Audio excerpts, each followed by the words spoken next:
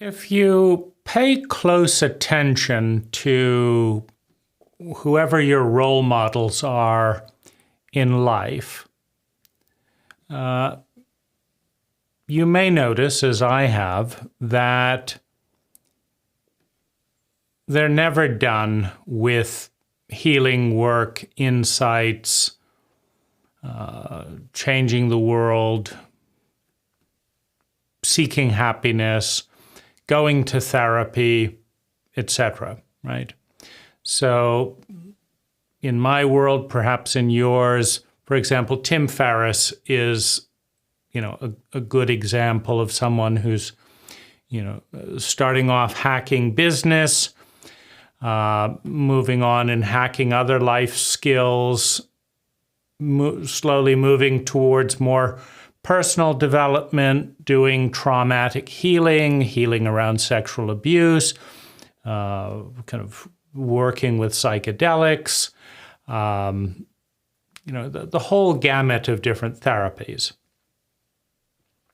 And after doing more of that and talking with more teachers, healers, mentors, etc., than most people, Tim is still depressed, still has a temper, still reactive, grouchy, still highly sensitive.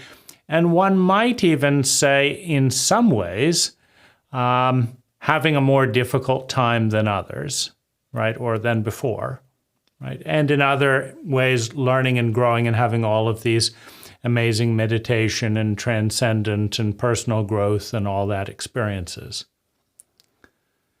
So what's wrong? Is there something wrong with Tim? Right? Aubrey Marcus, another kind of person, all into vitamins, making millions of dollars with his company, working with leaders, interviewing the best people on their on his podcast, taking lots of transcendent psychedelics, doing dark retreats, light retreats, blendings, clearings, therapies, voice dialogue work, etc., making the most amazing day, having these incredible relationships, creating all these dreams, right? Is he done, right? No, right? After all that, there's still another purge, there's still another therapy, there's another layer of grief, there's another layer of energy work, there's a new space clearing, and we're back to square one. Now, what's going on here, right? Is there something wrong with Aubrey? You look at yourself, right? The perfect vegetarian diet, all organic food, travel around the world, hundreds of hours of massage, this work, that work, writing various books, right? A house filled with crystals, meditating for thousands of hours, healing the inner child, doing psychedelic therapy, having this wonderful relationship, that wonderful relationship, creating peak experiences, achieving thousands of goals, achieving 90% of the things on our bucket list, and irritable, anxious, depressed, scared, lonely, right? Is there something wrong? Right? Am I doing it wrong? Right? And I don't think there's anything wrong with Tim Ferriss, Aubrey. I don't think there's anything wrong with you. I don't think there's anything wrong with me. I want to instead create a macro view that highlights some of the challenge, right? So the first challenge is around sensitivity, right? If you've got massive amounts of problems in the present, you can't focus on anything else. And so you make massive amounts of progress to solve the problems in the present. And as soon as you do, you now have more problems that were in the background. Another way of looking at this might be to say, you solve all your outer problems, time, money management, goals, survival, organization, skill sets, learning to do various things. And then, okay, your outer problems are resolved. And suddenly what remains, what comes into focus are the inner problems. Right? Now, at a logistical level, you could look at, a billionaire, you could look at, an athlete, you can look at someone who's incredibly famous or a top actor, whatever it is that you think is kind of the pinnacle of success. And you'd say, well, if I had all of that, right, I would be happy, I wouldn't sweat the small stuff, et cetera, et cetera. But if you talk to them behind the mask, right, you find all kinds of problems that you don't imagine, right, and don't know that you don't imagine. And so you probably would feel great for a day or two, right? If all of that just swept in suddenly before you adapted to it, it would feel great. But the trouble is that hedonic adaptation normalizes anything, and it becomes a new normal and stops having much impact. Right? If you go from walking in the dust to driving a unicycle without any rubber tires, this is the lap of luxury, right? And if you go from a unicycle without any rubber to an inflatable rubber, a unicycle with an inflatable rubber tire, it's incredible for a little bit. Then you go to a bicycle, 2 wheels, right?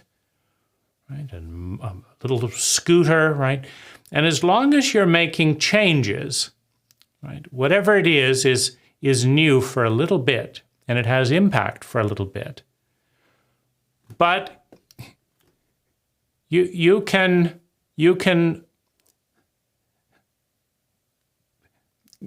get a penthouse suite filled with supermodels and everyone you ever wanted to meet. And after a month or so, it's numbing, it's overwhelming, you want a little quiet, and it doesn't provide any of the buzz that it once did. So that's the first problem. So you come back to your stasis as an identity, right? You feel the way that you've always felt, even though the outer reality is much better. That's one thing. The other thing is, as your reality, like you can see this at night. You go out at night and you can't see clearly. But after it's been dark for a while, you start noticing the difference between 90% dark and 80% dark, and 100% dark and 70% dark. And you start seeing, right? Because you become more sensitized to what remains. Now, the same is true with problems, right? When your arm has been cut off in a motorcycle accident and you're racing to the hospital, the only thing that matters is getting to the hospital on time. If you do that, all of your problems will be solved. Okay, you get to the hospital on time, you put the arm back on, whatever, and now your next problem is, how am I going to do the things in my daily life if my arm? And then if only I can do that, and then, a year later, you're back to using your arm the way it should be. And then if only your neighbor would stop the lawn blower, right, on a Saturday afternoon, and then that stops, and then it's the fly in the house. Zzz, zzz. God, that fly is driving me nuts, right? You get that, and then it's this stray thought, right? Why is this thought bugging me, right? Only, right? If only, right? So as you clear out the big problems, you just become more sensitive to smaller and smaller problems that feel just as bad as the big problem, right? You can be as worked up about a fly. I just hit him, right? He just flew off. Where is he? You can be just as worked up about a fly as you are rushing to the hospital with your arm. Now, admittedly, when you're rushing to the hospital wondering if you're going to live or die, you look back at the fly and you say, oh, what was I thinking? What a waste of time I've spent worrying about these little problems. However, when your life is perfect, right, but you don't feel any better, and some fly comes along, it's like that is, it's never gonna work, right? It's never gonna work because, look at it. I did all this stuff, and then a fly ruined it, right? And so we just get more and more sensitive, right? A famous, when you're an actor, you think, oh, if only I could act anything at all, just let me act, right? So you're given a little part and the director's rude to you, but you just say, thank you so much for letting me act, and da-da-da-da-da. And then you gradually become a star, right? And then you're getting, tens of millions of dollars, the best picture, the best director, and you have a maniac fit because someone's name is in front of yours on the movie, and how could they do this? And you're stomping around and this and that, right?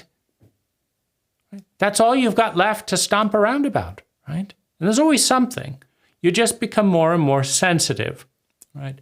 And so, you think when you're back here, if you could be there, if I could have her, right, in my life, if I could have billions rather than just millions, if everyone knew, if I could write the book, and then you write the book and people know you and they're coming up to you on the street, would you sign? I don't want to sign this. I just want to have a cup of coffee. Can I go out in this? No, you can't. You have to be bothered by this. And then you tell people to fuck off, give you some space. And then suddenly you're a jerk and now it's headline news. And it's like, when did telling people to stop bothering me become headline news? Well, when you got famous and did this, right? And so it's now you've got, and nobody understands, right? Oh, right.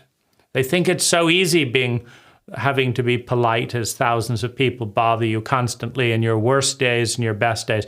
Normally, your worst day, you just keep your head down and mumble and stuff like that. But, you have a worse day and you go into the deli and, and you're some famous person. And then the deli takes it personally. Like, he didn't even look at me, right? He didn't say, what a rotten person, right? Right? And so you just have no way of kind of bypassing the hedonic adaptation is one way of looking at it, and increasing sensitivity. The less big noise, the more you pay attention to the small noise. And what happens is as you pay attention to the small noise, it gets bigger in your mind.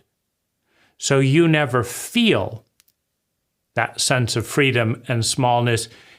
When there's nothing left but small problems in your life, you just focus in on them, amplify them, and they look completely enormous, right? And the same is true in reverse. You don't feel terribly bad, right? If your leg gets amputated tomorrow, right,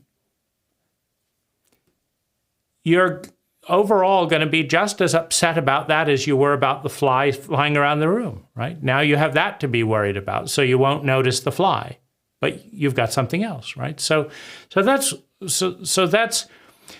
there's a treadmill kind of dynamic where people are running towards peace, towards nirvana, towards heaven, towards ecstasy, towards freedom from their suffering. but it doesn't end, right? You do this therapy, and you heal this major piece. Now, what happens? Well, as soon as you do that, another piece surfaces that says, oh, good, now it's my turn. You heal a major piece. It's like, oh, I see this. Oh, great. You love this new part of you. And then there's another part of you that says, hey, what about me? It's like, I thought it was going to be done, right? I just love this part. Now I have to love this part. Right? And then you do that. And like, do I have any life left? Right? Can I go out to the movies? No, now you have to love this part and love that part and love this part and love that part. And they keep surfacing, right? So there's another dynamic, right? You had this insight, but then that leads to this. Now you had a dream, right? Now you've done your therapy, so now you're awake. Now you've got dreams. You wake up. What does that mean, right? Now you got to figure that out, right? You do that, right? And then there's some other dynamic, right? So that never ends. But there's a much bigger issue that I think is worth noting.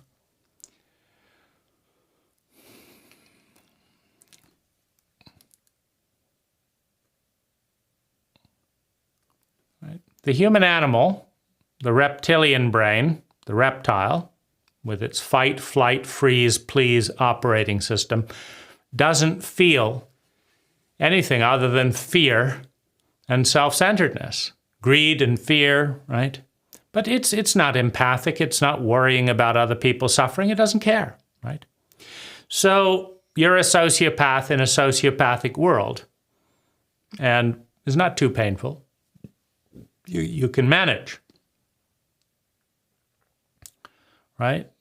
You now notice things more clearly. You become a little bit more educated. So you're a rational reptile. You're a rational sociopath. You understand the way things work. It's a bit cynical and all that, but you figure that game out.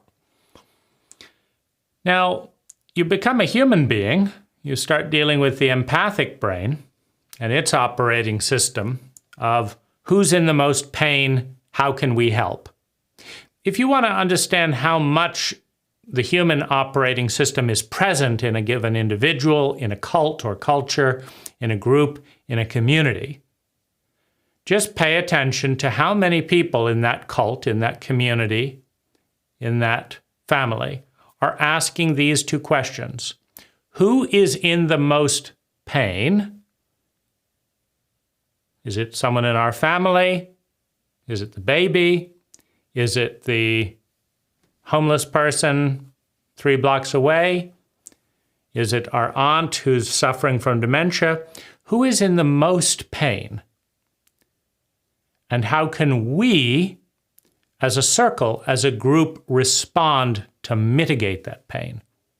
If those are the dominant questions, which once fully enacted, pivots to the next two questions, which is who has the greatest opportunity, the most meaningful opportunity for joy and well-being, for healing, for fulfillment? Who has the biggest opportunity for joy and well-being? And how can we support them in succeeding in that?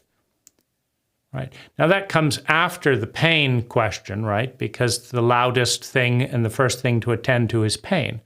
So if you happen to be an individual or part of a family or a community or at a government office where those are the two questions, like let's take a scientific look, and like in my cult, there are thousands of homeless people losing 8 hours of life every 24 hours, right? It's being snuffed out statistically by chronic shame, exposure to the elements, lack of medicine, etc. So there are a few thousand people in the area. And so if my whole neighborhood is focusing most of their time on who is in the most pain, are homeless, this person who's depressed, let's see how many people are considering suicide in the neighborhood.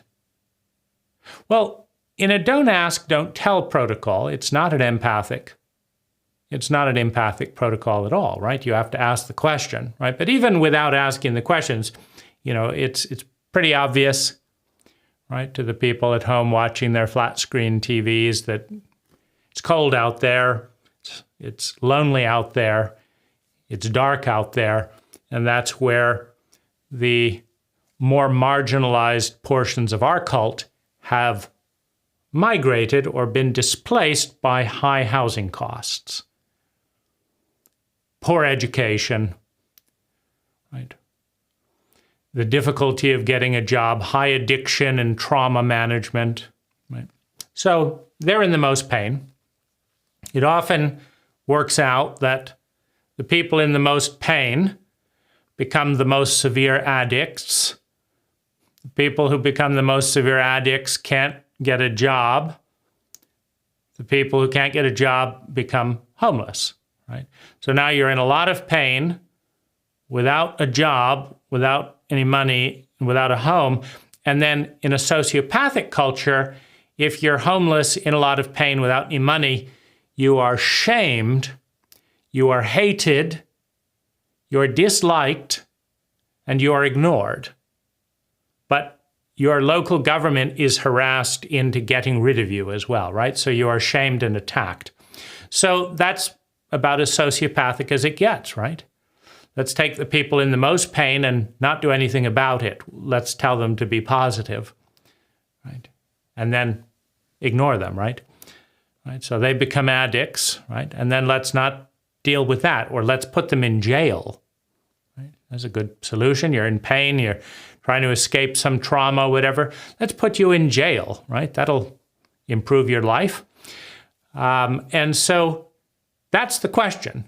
If you're in empathic territory, where you are a human being, not a rational reptile, you are asking who is in the most pain and how can we help? If you do that 1 hour a day, you're a human being primarily 1 hour a day. And you're reptile, rational reptile, etc., 23 hours a day. If you're not doing that at all, like that person, get away from me, you're in rational reptile most of the day, right? Or you're frightened of your humanity. I don't want to feel that. It feels terrible, right? So you're making progress, though. You become a human being, not just a human animal. And so now you feel the joy of being human, but you feel the great sadness of being surrounded by reptiles who don't ask, don't tell, don't care, and are trying to numb out with anesthetics. Okay, so you're surrounded by reptiles, but you long to connect, right? The human brain is about love and belonging, right? And so when you see the majority of people turning away from those in pain, there's loneliness, right? So you're feeling happier because you actually have the capacity to love, but you're feeling more lonely, more disconnected because you're in a minority. You're watching tremendous cruelty, and because you're empathic, you feel their pain as well. That's why the pivot. A sociopath doesn't feel other people's pain, so why would they possibly be interested in? But as an empath, as a human,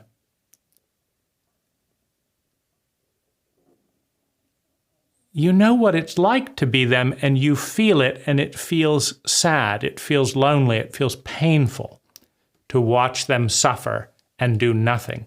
So you do something to alleviate your pain because you feel their pain. That's what empathy is. And you feel their joy. That's what empathy is, right? But it starts with focusing on the pain, right? Because there's a lot of pain generated from sociopaths, right? Because the biggest joke with the sociopathic protocol is everyone is doing things that are good for them and bad for everyone else. And so you do something that's like 1 unit good for me and 10 units bad for the community, and then everyone does that. and things become incredibly painful, right? Because you generate 3 times more pain with that protocol than you get good for you, right? And so you pollute your social ecology until it's filled with distrust, cynicism, bitterness, isolation, loneliness, and pain. And then you have to live with those people and in that environment, right? And so, right? So you make progress moving towards empathy, but now you feel all the pain caused by the sociopaths, right? So you don't feel better, right? And if you really open into an empathic state, every cruel glance is just like a machete through the heart. So you shut down, like, I don't want to feel that much, right? But then shutting down one's heart is also cold. It also hurts to know that I'm shutting down because it's so cold, right? Now, if you go up to the fourth brain, the transcendent brain, now we're all one. In that brain, everything you do to them, you do to me.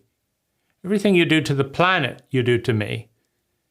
Everything I do to my enemy, I do to the whole world. We're all one. Everything I do to myself, I do to you. When I hate myself, I'm also cursing God, the God, Goddess, all that is, the Creator, for creating me, right? I'm cursing existence. It's all one. I'm not just this little box. It's like,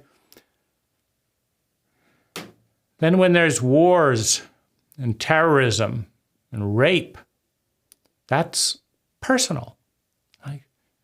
There's so much pain being caused by life towards life. And it's all me, right? So it's incredibly painful. So you're moving towards ecstasy, but you're also moving towards permeability, to a sense where the beating of a little boy becomes heartbreaking, right? Because your little boy, your inner little boy, knows what it's like to be beaten and doesn't just turn away and shut down. Instead, it feels it, right? So it's exquisitely painful to be open to that. Now, here's an analogy that might be useful, right? You can think of a magnolia flower, right? So, right. Magnolia flower, magnolia tree growing in the snow, right? So it loses all of its leaves in the fall. The sap goes down in the roots, and it's cold. And there's no life. Because outside there's snow, right? It's frost, it's cold, there's snow. Everything's very tight and buttoned down.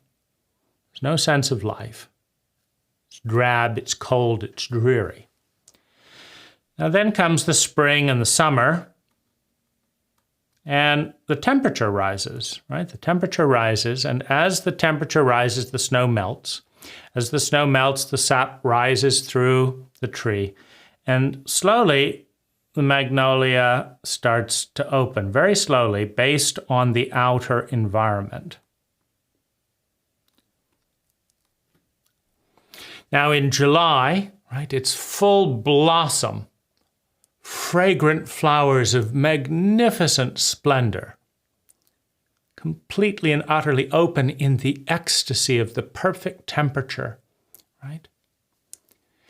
But then as fall and winter comes, the blooms fall away,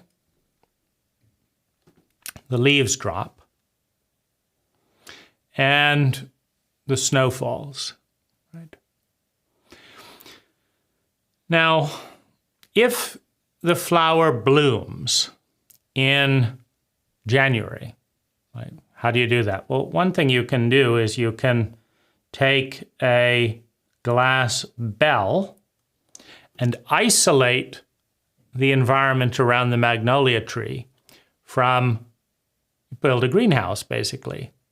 So out there it's snowing, but in here it's warm. We've got a heater, we've got water, we've got artificial light. And what happens is the bud starts forming, gets bigger, gets bigger, gets bigger. The flower starts opening inside that microclimate. But if out here it's all freezing cold and snowy, and the glass shatters, and the microclimate is broken, there is no seed that gets made. What happens is the magnolia tree is traumatized. All the leaves get frostbite, right? Frozen. The branches snap because snow is caught in the big petals of leaves and all that, and it's a catastrophe for the tree. And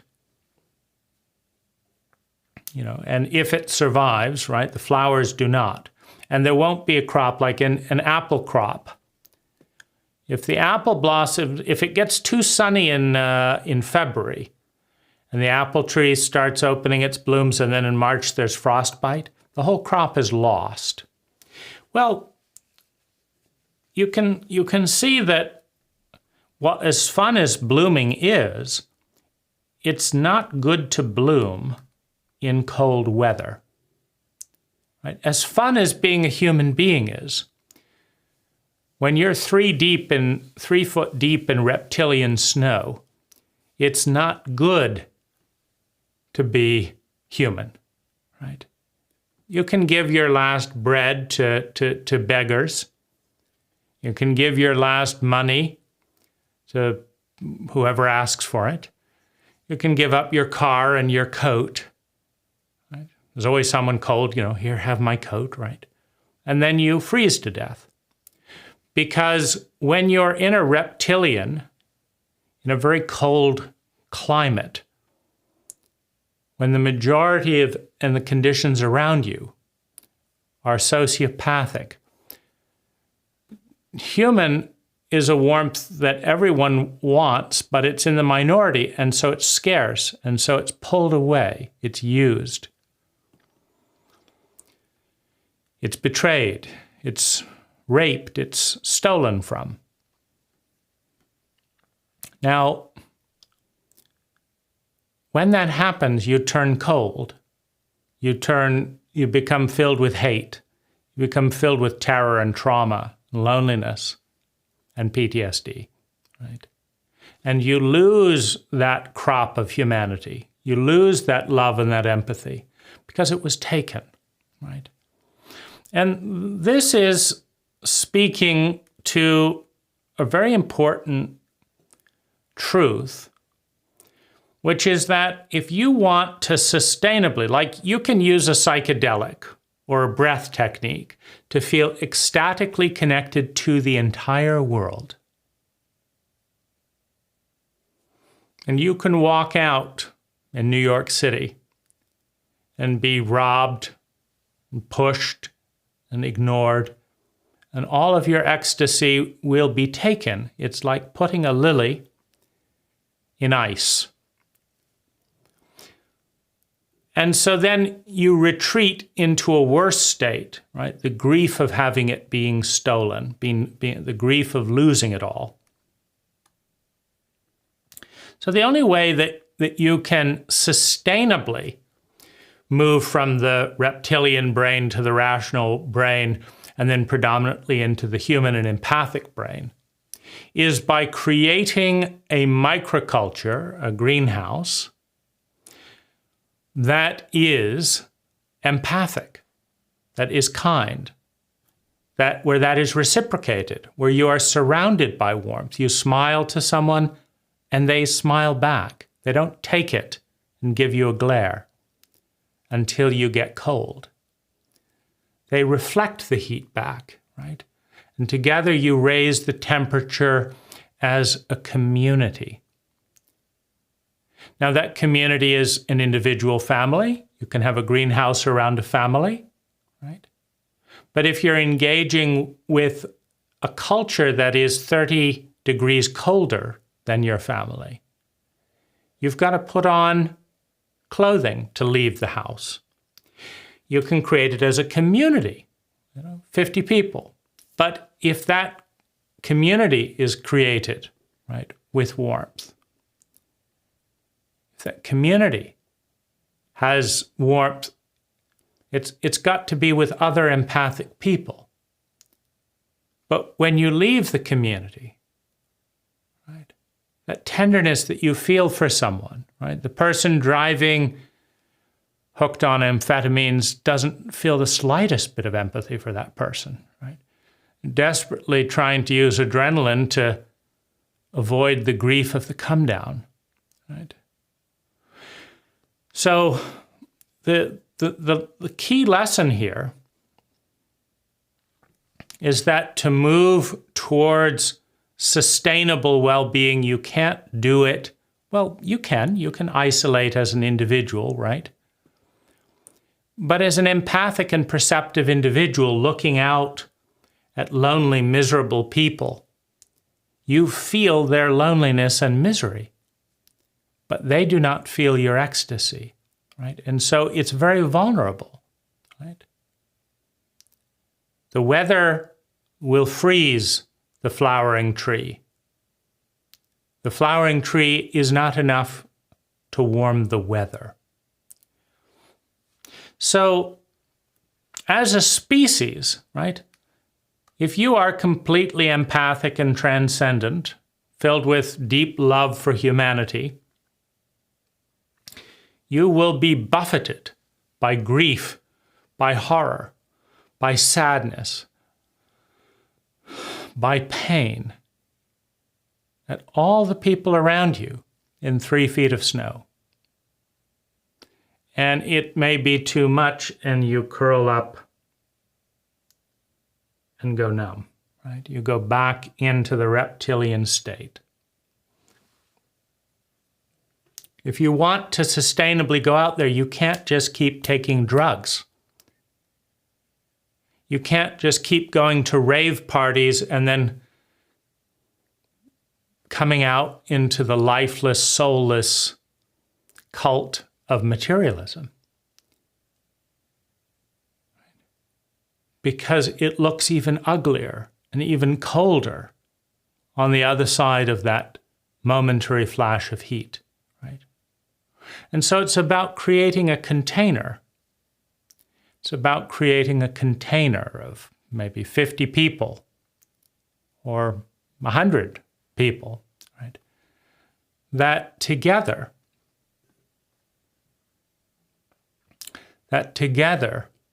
raise the temperature for each other and create enough of a cocoon to let some people come in out of the cold and learn the art of co-creating warmth.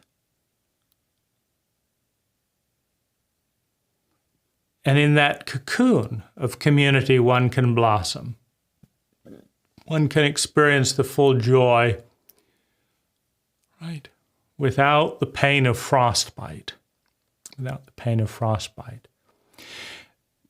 But ultimately, it means moving towards a world over the next 100,000 years, perhaps, where everyone is secure in their survival, where every human being is consciously facilitated through the ritual of meeting their human needs to survive, to feel secure in that survival, to experience love and belonging, earn and develop self-esteem, discover and develop one's abilities, bring those abilities into the world to create superabundance. And on the shoulders of that superabundance, serving something greater than ourselves. That is the journey. It cannot be done alone, right? Or in weekend retreats, right? You can get little tastes, right? But when you open up in the weekend retreat and come back to corporate cruelty,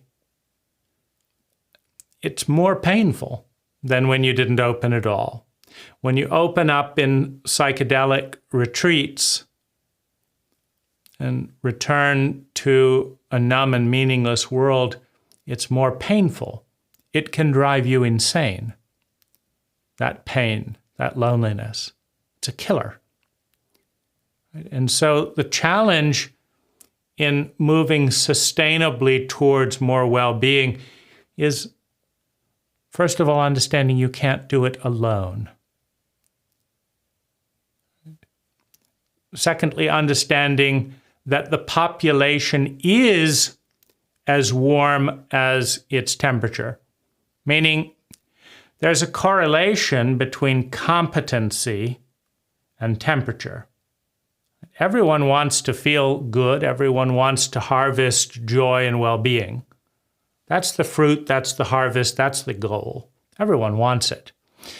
But in a very incompetent culture, people spend large amounts of time, money, and natural resources to make the world colder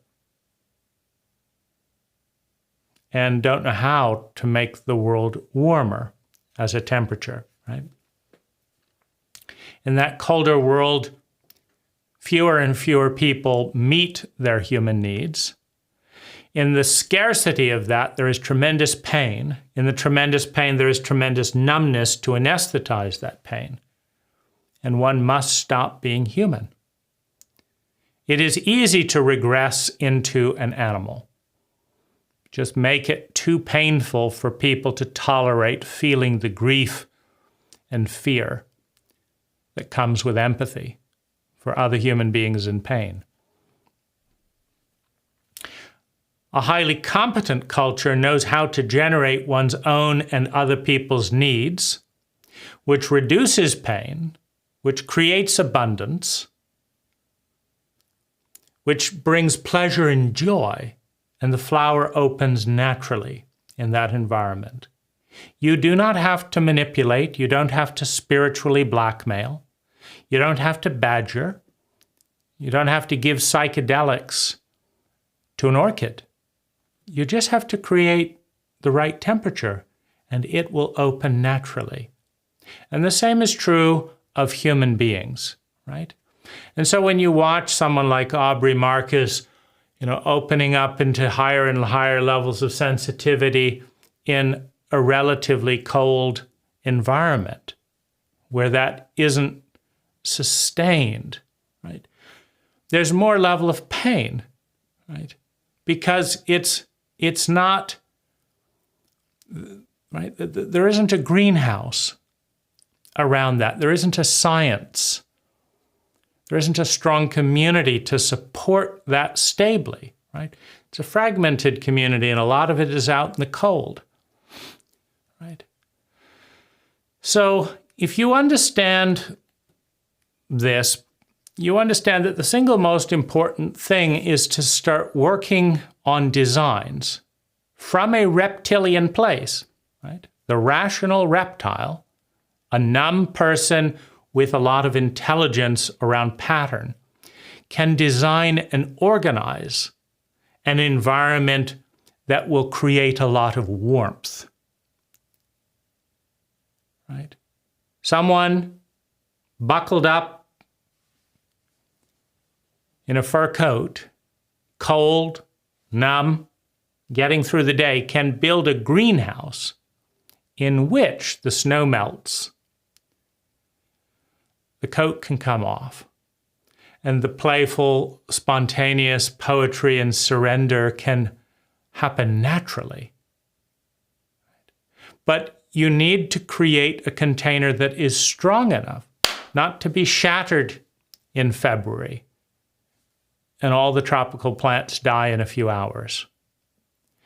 The tropical plants are in the psyche itself. They are identities, patterns of thinking, feeling, speaking, doing, and being, right? And when war comes, when cruelty comes, when oppression comes, when terror comes, the reptilian brain gets blood, the temperature cools, and all those beautiful moments freeze, and the crop is lost, right? And so it is impossible. You're not a failure, right? Tim Ferriss, Aubrey Marcus, you, other people spending countless hours and tens of thousands, right? It needs to be in larger groups of people that can sustain the overall temperature, right? Rather than bleeding out, right? A single space heater is not going to heat the neighborhood. But it could heat 20 people in a room if there is a container.